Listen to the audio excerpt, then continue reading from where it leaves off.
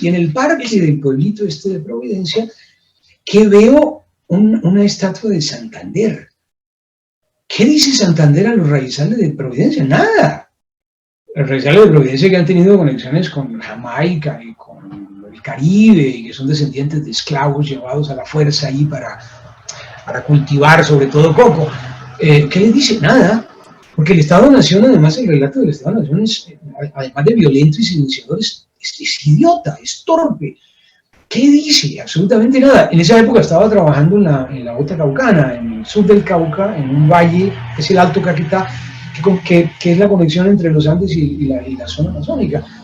Esa gente, por ejemplo, y ahí también en los libros de historia habla de Bolívar y Santander y la independencia. ¿Qué les dice eso? Nada.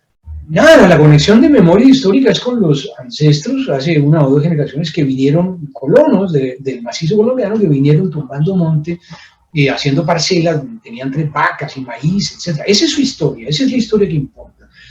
Estos monumentos de la República son el vivo ejemplo de la manera como el relato nacional ha sido creado y ha pretendido ser impuesto. En muchos casos con muy poco éxito, pero es un relato violento, eso sí no se puede desconocer. Y lo que hay que hacer, pues quienes estemos interesados en todo lo pospatrimonial, es enfrentar ese relato. Bolívar, unos años, 20 años quizás o menos, Jesús Martín, ahí salió, la reunión se está grabando, continuar. Jesús Martín escribió un artículo en el que hablaba de una cosa que llamó el boom de la memoria, que uno puede poner también en otros términos como el boom del patrimonio. Y de hecho, si uno lo ve a nivel mundial, Jesús tenía toda la razón. El patrimonio ha explotado por todas partes, más aún cuando UNESCO hace ya también como 2 décadas amplió la definición tradicional hasta incorporar una cosa que llamó patrimonio inmaterial. Es decir, los procesos patrimoniales se le metieron a la gente a todas partes, porque si antes estaban limitados a monumentos, a grandes monumentos, a iglesias, a pirámides, a murallas, qué sé yo, ahora lo patrimonial y la intervención de lo patrimonial está virtualmente en todas partes. Aunque los discursos patrimoniales pueden ser legales, tienen un apoyo institucional, cognitivo y moral muy fuerte, la pregunta que hay que hacer es si son legítimos. ¿Qué sucede cuando esa legitimidad se cuestiona? Cuando el Estado y la academia se enfrentan a otros discursos sobre la historia, el pasado, los antepasados. Cuando se enfrentan a discursos que no son patrimonios alternativos, sino alternativas al patrimonio.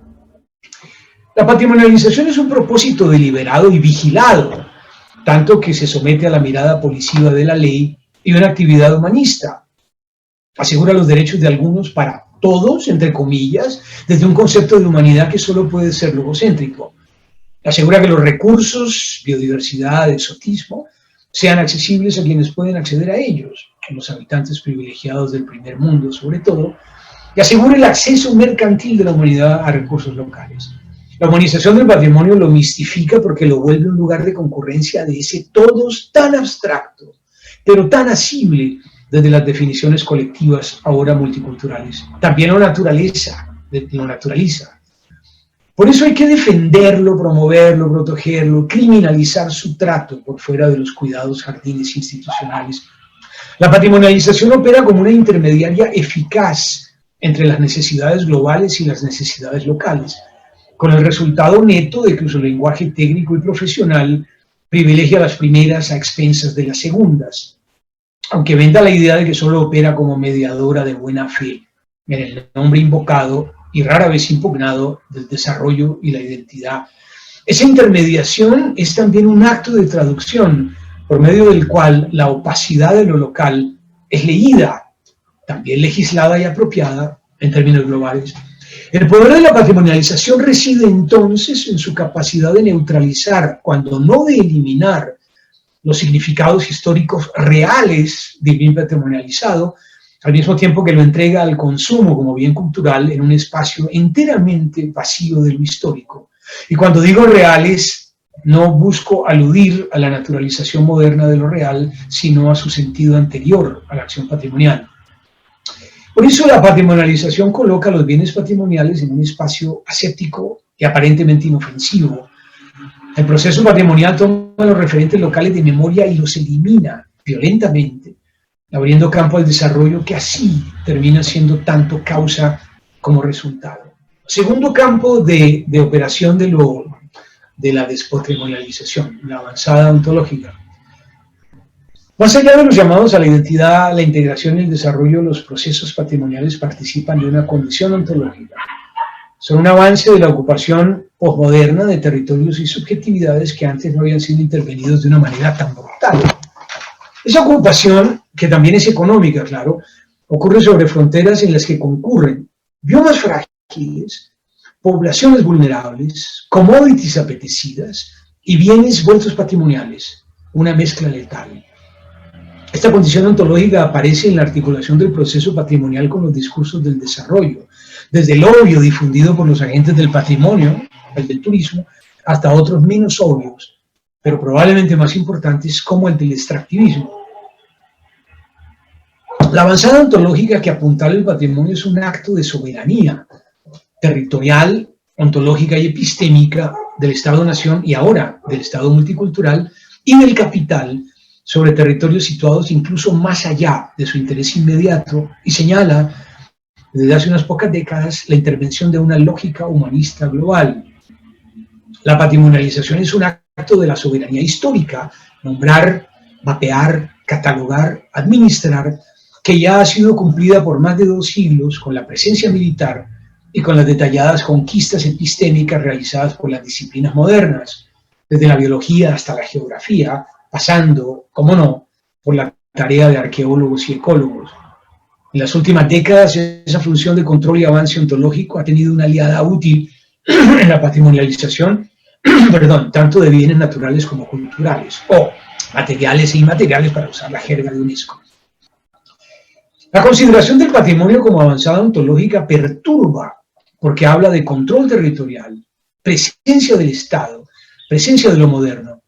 Perturba porque no solo las bondades del bien patrimonial quedan en duda, sino porque su inocencia ya no puede ser invocada.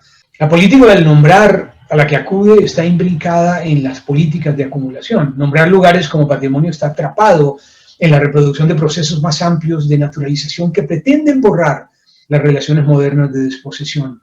La política del nombrar es una política de posesión de alguien y desposesión de otros, amplia y abarcadora. El nombrar no está disociado del poseer, y fíjense el tono tan patriarcal de estas acciones, de estos verbos, nombrar y poseer. El bien nombrado como patrimonio ahora es de alguien, no importa que ese alguien sea tan abstracto como la nación o la humanidad. Las restricciones en la significación y uso del patrimonio se informan a las comunidades en los protocolos de consulta que se hacen antes de las dominaciones y que terminan con papeles llenos de firmas obtenidos quién sabe cómo, y que se siguen haciendo quizás incluso con más fuerza cuando se ingresa a lo que los patrimonialistas llaman la fase de gestión. La patrimonialización no es solo un acto que nombra, también es un acto que crea marcas de las que hace un uso exclusivo.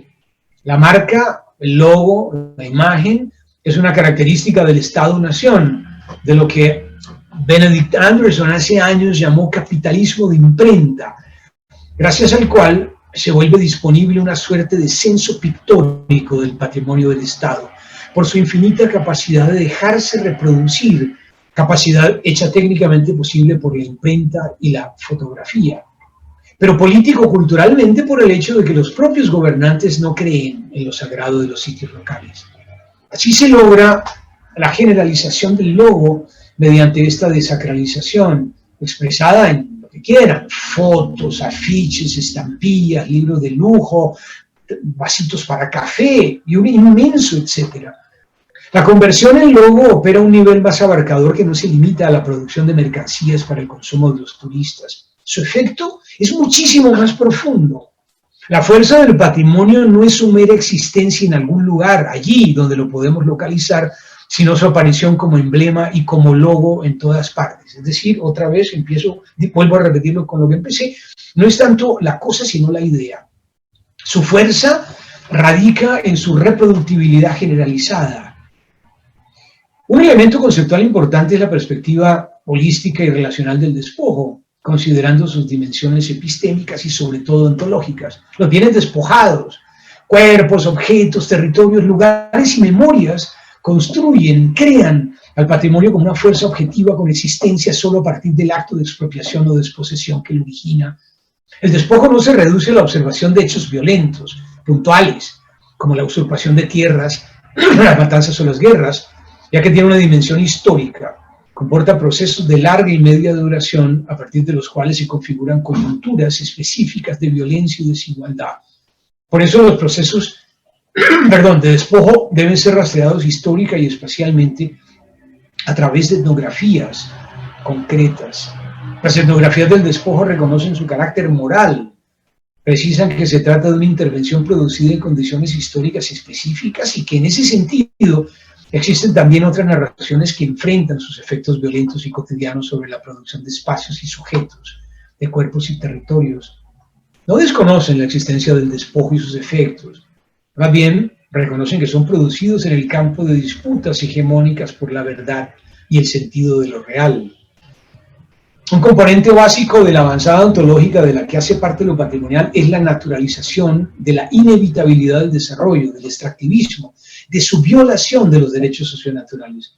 El discurso patrimonial, pero también el discurso de las disciplinas históricas que lo alimentan, como la arqueología, abandera y soporta el sentido direccional de la historia. El desarrollo y progreso usa lo patrimonial como espejo. Además, la industria del patrimonio es extractiva. No extrae productos tradicionales, las famosas commodities, sino nuevos, los llamados valores patrimoniales de sus lugares de origen en redes de relación cuya importancia no es solo histórica. En el proceso transforma lugares de memoria en sitios arqueológicos y después patrimoniales. Desarraiga los sentidos históricos de orígenes, destinos, diferencias y luchas de poder. Su sentido histórico está velado por su naturalización. Al erradicar los valores patrimoniales de sus redes tradicionales de relaciones, la industria del patrimonio los dispone para su posesión por la ontología de lo moderno o posmoderno. Las dimensiones semióticas tradicionales son arrancadas de las totalidades sociales, no solo retóricamente, sino también como experiencias de vida. La patrimonialización es la idiota útil, pero no inocente, de la expansión de la modernidad aún en fronteras que antes no eran de su interés. En América Latina, pero también en otras partes del mundo, desde luego, esas alternativas al patrimonio se han venido forjando fundamentalmente alrededor de dos asuntos: la desmuseificación, o la crítica a los museos, y un posicionamiento de saberes locales. El primer asunto está siendo realizado en la exigencia indígena de restitución de cuerpos humanos desenterrados y exhibidos. La restitución aborda la violencia que se ejerce sobre los cuerpos de los otros arquetípicos de la nación en una perspectiva patrimonial. No bastaron las políticas eugénicas y de exterminio. Los cuerpos restantes fueron convertidos en objetos de investigación y exhibición. Los cuerpos de los otros, objetos de la naturaleza, pasaron a ser parte de las colecciones de curiosidades ofrecidas por el espectáculo nacional. Medidos y clasificados, los indios fueron coleccionados y exhibidos al lado de pájaros, fósiles, minerales, plantas. La naturalización de los otros tuvo un componente grotesco que no excluye, pero exacerba otros tipos de violencia que puso a los ancestros en las vitrinas de los museos. Adoptan una estrategia multicultural. Por ejemplo, la pluralidad interpretativa que se muestra en muchos museos es típicamente multicultural. La pluralidad interpretativa es típicamente relativista, y lo que está diciendo es que hay muchas versiones de una sola realidad, en este caso sería lo patrimonial. Eso es típicamente multicultural. Y eso es lo que están haciendo muchos de los museos que se alejan del relato nacional. En este sentido, un tercer campo de operación de lo postpatrimonial es curioso porque usa el museo, esa institución moderna, para narrar de otras maneras. Ya no se trata del relato unificador de lo nacional, ni del inocuo relato diverso de lo multicultural, sino de formas contestatarias de narrar y presentar los eventos históricos. Esos eventos que no tienen lugar en el museo oficial y que la narrativa nacional y postnacional ha silenciado. Los relatos de los museos de la memoria, de lo trans, de lo verde, de las mujeres, escenifican los museos de otra manera, realizan lo que Mario Ruffer llamó bellamente una poética del retorno. En verdad, se trata de sitios de contramemoria porque oponen a la narrativa oficial formas distintas de contar la historia. El precio que paga este uso del museo en relatos decididamente contramodernos, sin embargo, es muy alto porque puede existir una connivencia entre estas poéticas de exhibición de patrimonios comunitarios y locales con las formulaciones particulares de estatalidad en términos de producción de alteridades. La suspensión de la naturalidad del patrimonio, de su dureza ontológica, la realizan otras memorias, otra forma de corporeidad, otra forma de relación con el tiempo, o en plural, los tiempos, y con los seres, fantasmas y ruinas embrujadas que lo pueblan. Se trata de la rebelión de las memorias ocupadas por lo patrimonial y sus discursos de soberanía. En todos estos casos de alternativas al patrimonio, las perspectivas subalternizadas han buscado y encontrado espacios de expresión en el mundo de la antología política. Establecer la legitimidad de las perspectivas subalternizadas es una cuestión política y provoca una confrontación de legalidades, legitimidades basadas en distintas visiones del mundo. Su legitimación no se logra apelando a normas legales, principios morales o buenas intenciones, sino revelando y confrontando las condiciones metafísicas y ontológicas en las que se basan las legalidades y legitimidades institucionales. Lo postpatrimonial pone en escena conflictos ontológicos que parten de la idea elemental pero soslayada por el monologismo moderno de que los concurrentes a la escena histórica pueden estar hablando de cosas distintas. Hay mucho que aprender de la manera como la gente situada fuera de las puertas vigiladas del conocimiento disciplinario se relacionan con el tiempo, la materialidad y la vida. La creciente oposición a la concepción humanista capitalista del patrimonio no puede ser ignorada y debe tenerse en cuenta.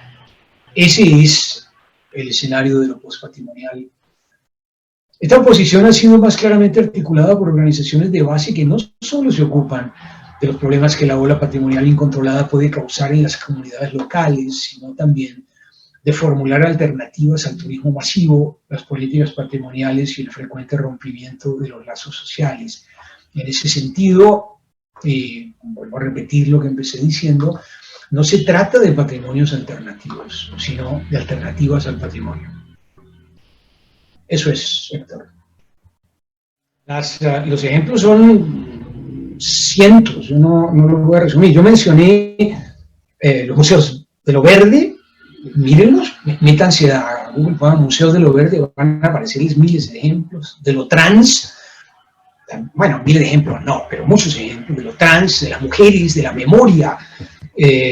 Hace poquito vi, por ejemplo, cómo el subpresidente Duque pisoteó el bello trabajo de Doris Salcedo con las mujeres que sufrieron violencia sexual en el conflicto, ese bello lugar de la memoria que estaba al sur del Palacio de Nariño, y lo pisoteó haciendo una reunión de esas típicas uribistas que buscan neutralizar lo que está sucediendo.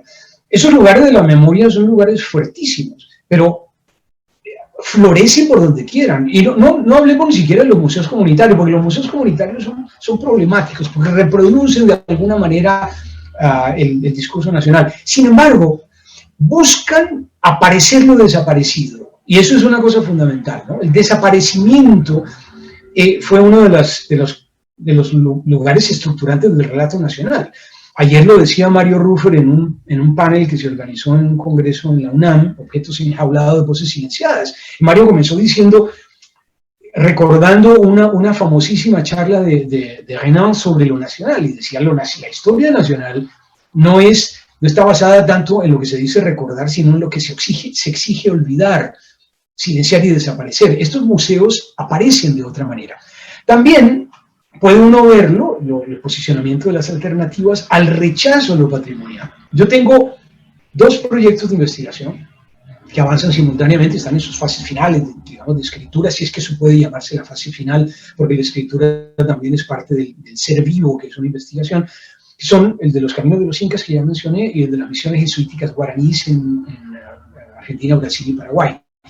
El propósito es el mismo, es ver cómo esos sentidos patrimoniales son creados, movilizados, de alguna manera impuestos, pero también cómo son enfrentados por la gente, por las comunidades, no solo que indígenas, sino pobladores más recientes, casi todos europeos, ancestros europeos, por las instituciones, por las disciplinas, etc. Y una de las cosas que yo he visto es cómo esos proyectos patrimoniales son enfrentados. Ahora, ese enfrentamiento no es muy visible, mejor es acallado, pero por todas partes. Yo conocí la experiencia de las comunidades de la Puna de Jujuy, por ejemplo, que le dijeron a la patrimonialización del Capañán, no, por aquí no pasa. No nos interesa el discurso patrimonial. Nosotros estamos interesados en el reforzamiento de los sitios de memoria, no de lo patrimonial, porque los sitios de memoria no son sitios patrimoniales. Ese es el tema de que no se está hablando de lo mismo. Cuando un arqueólogo va y habla con un NASA y le dice arqueología y patrimonio, el NASA seguramente va a entender. Pero cuando está hablando de sitios de los ancestros y todo, eso no es equivalente a los sitios arqueológicos. No son equivalentes. El tema es que lo institucional y lo disciplinario ignora deliberadamente que se está hablando de cosas distintas. No son equivalentes, no son reducibles. Cuando un OWA habla de sangre de la tierra, no está hablando de petróleo de otra manera, de una manera bonita o poética de llamar al petróleo. Está hablando de otra cosa. En lo patrimonial lo ignora deliberadamente. Eso fue lo que hicieron los payasos de Licán. Ignorar que se estaba hablando de otra cosa y reducirlo a lo institucional. Así que, mírenlo, googleenlo, hay decenas, cientos de casos, no solamente en América Latina, ¿no?, en el mundo entero, que se están abriendo de oposición a lo patrimonial. Y son sitios de contramemoria que buscan conectar y aparecer, y hacer aparecer cosas que habían estado desaparecidas. Ella lo menciona como procesos de patrimonialización desde abajo, y pensaba yo si de pronto ahí podrías expandir tu perspectiva sobre el antimonumento, el contramonumento de Salcedo. Yo no creo que sean procesos de patrimonialización desde abajo. O sea, ponerles procesos llamarlo así es hacerle el juego a lo patrimonial. Por eso incluso cuando yo hablo de post-patrimonial, empecé diciendo eso, yo pongo post y tacho patrimonio, ¿no? Porque el sentido, o sea, no podemos interpelar a lo patrimonial haciendo de cuenta que lo patrimonial no existe. Lo patrimonial existe, es fuertísimo, es un relato muy fuerte que lleva funcionando por siglos, que tiene todo el apoyo institucional, económico, lo que quieran, cognitivo, desde luego, disciplinar. Así que no podemos hacer caso omiso de lo patrimonial. Lo que podemos es interpelarlo. ¿Y cómo lo interpelamos? Eso mencioné que sería la estrategia de Herediana por excelencia, es suspenderlo, ¿no? Tacharlo, post-patrimonio. Pero eso no es patrimonial. Eso no es un patrimonio de otra manera. Eso no es un patrimonio desde abajo. Es una post-patrimonialización. En ese sentido, apelo a lo que yo mencioné ahora, los dos movimientos, la despatrimonialización por un lado y la post-patrimonialización por el otro. Lo que está sucediendo con el paro, con las marchas y con todo la puesta en escena de la post-patrimonialización, ¿qué es lo que estamos viendo hoy? Es justamente que recordemos cosas que están pasando y que han pasado, cosas que el relato nacional quiere que olvidemos. Y eso es lo que no se puede hacer, pero eso no es patrimonial. Eso no es una patrimonialización desde abajo, eso no es una patrimonialización de otra manera. Esas son manifestaciones de contramemoria, aparecimientos de memoria que estaban desaparecidos y silenciados. De acuerdo, porque ella participa, Karina es huarpe, es indígena huarpe, y participa de un comité que la universidad creó para pensar qué hacer con los acervos del museo, se llama Museo Gambier, que exhibe restos humanos, restos de sus ancestros, y ha escrito cosas. Karina es tremenda, ¿no? Ha escrito cosas de una sensibilidad y de una cosa que a mí me erizan la piel. Recientemente Jacinta de la Maza y Pati Ayala publicaron un libro que se llama, les puedo mandar el PDF, hace un par de meses salió, que se llama creo que se llama Restitución de los Ancestros, básicamente sobre casos chilenos, y el prólogo es de Karina, que les va a traer lágrimas a los ojos, ¿no? Porque es hablando ella como huarpe de lo que siente cuando ve a sus ancestros en una vitrina de un museo. Y se siente ella presa en una vitrina, y sus territorios destrozados, mientras que sus ancestros son exhibidos, sus territorios son destrozados. Entonces, lo que sucede con estas cosas de la escenificación de las alternativas al patrimonio es múltiple. Yo lo que hago es ponerlo en escena en lo que escribo. Y claro, por supuesto, aparecerán de muchísimas maneras sobre Capañán y sobre las misiones. Una de las cosas que yo noté en las misiones, porque en nuestro proyecto yo lo hago con una colega brasileña que se llama Adriana Díaz, es que es un proyecto comparativo, ¿no? Entre Brasil, Argentina y Paraguay. Y notamos diferencias inmensas. Por ejemplo, en Brasil, las misiones, los enviados, los guaraní actuales que viven en Río Grande do Sul, los brasileños, ellos por supuesto los enviados, pero también los académicos activistas, aceptan y reconocen sin problema que son descendientes de los guaraní de las misiones.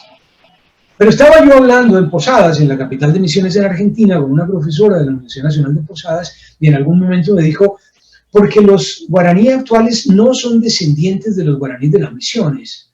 Yo abrí unos ojotes y me dijo, ¿sabías, no? Entonces, lo que me di cuenta es que la idea esta de que brasileña, de que los Mbiá son descendientes de los guaraní de las misiones, no es una idea que todos acepten y compartan. No en Argentina, y tampoco en Paraguay. Lo que quiere decir que esas formas de vinculación con lo patrimonial, que son en buena parte despatrimonializadoras, no son homogéneas aún, ni siquiera aún en países vecinos, ni siquiera entre indígenas, comunidades indígenas vecinas, mientras que los Mbiá de Brasil son muy militantes, los Mbiá de Argentina no lo son, por muchísimas razones. Así que no hay una forma única de poner en escena lo post-patrimonial. Yo lo hago en lo que puedo hacer, en lo que puedo creer que puede ser mi contribución, en la participación de una red que tenemos, que los invito a verla, que se llama RIDAP. Si ustedes ponen RIDAP, va a aparecer, se llama Red de Información Crítica, de Información y Discusión Crítica sobre Arqueología y Patrimonio, en la que ponemos discusiones y hacemos activismo alrededor de asuntos arqueológicos y patrimoniales, y mejor, post-patrimoniales. Ese boom de la memoria está acompañado más recientemente, en la última década probablemente, por enfrentamientos de otras memorias a esa memoria institucional. Eso es lo que yo he querido cobijar bajo el concepto de post-patrimonio.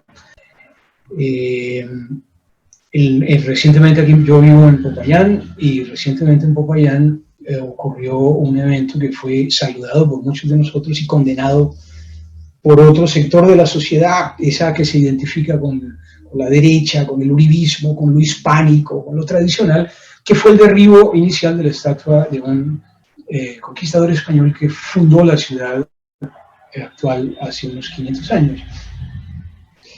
Esa es una manifestación post-patrimonial, y lo que yo quiero ofrecerles es una serie de reflexiones alrededor de esos procesos post-patrimoniales, que son, de qué están constituidos, qué podemos esperar de ellos.